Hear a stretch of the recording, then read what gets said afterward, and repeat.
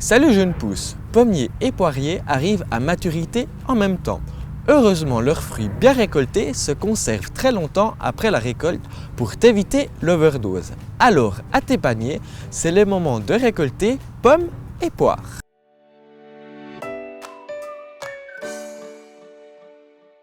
Même si l'été a été plutôt sec, la plupart des pommiers et des poiriers portent de beaux fruits bien colorés cet automne. Les temps des récoltes n'est pas loin. Quelques fruits chutent déjà au pied et c'est le signal.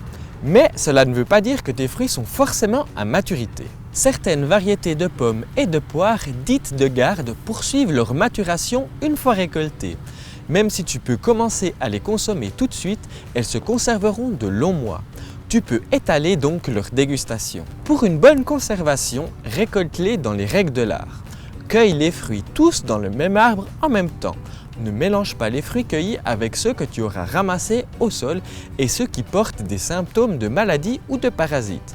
Prévois donc 2 paniers ou 2 cajots distincts pour entreposer au moment du ramassage. Seuls les fruits sains qui n'ont pas été cognés se conserveront très bien. Entrepose-les dans un endroit frais, aéré et obscur. Ne les entasse pas et surveille leur état régulièrement.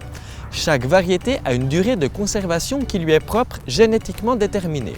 C'est une des caractéristiques de la variété. Au-delà de la durée maximale de conservation, la chair des fruits perd de son attrait, même s'ils sont placés dans des conditions idéales de conservation. Comme le bon vin, les fruits se conservent bien à température constante entre 10 et 12 degrés. Pour les pommes, fais-les tourner. Place le fruit dans le creux de ta main et fais-le tourner sur lui-même doucement jusqu'à ce que cela casse tout seul. Lorsque les pommes sont bonnes à récolter, la cassure se fait facilement. Pose le fruit délicatement dans ton panier sans le choquer. Attention, toute meurtrissure, c'est comme un bleu chez nous. Elle fait pourrir le fruit à plus ou moins long terme. Pour les poires, casse sec. Toujours le fruit au creux de la main avec l'index, appuie sur la queue au niveau du renflement. C'est le point de faiblesse de la queue qui cède facilement à cet endroit. Manipule-le délicatement sans enfoncer ton doigt dans la chair très délicate. Si le fruit ne vient pas tout de suite, je lui donne un petit mouvement de balancier avec ma main. Range tes fruits dans des cajots plats, des caisses ou des étagères à clé. Aligne les pommes la queue vers le bas et les poires la queue vers le haut. Évite que les fruits ne se touchent en les espaçant de 1 à 2 cm et place-les une seule couche par cajot, caisse ou étagère.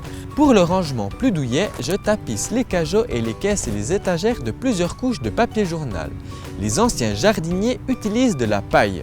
Pour les poires, je te conseille de leur cirer la queue. La queue du fruit est une zone d'évaporation de l'eau contenue dans les chairs. Les poires rangées la queue en l'air du fait de leur forme sont plus sujettes à la déshydratation.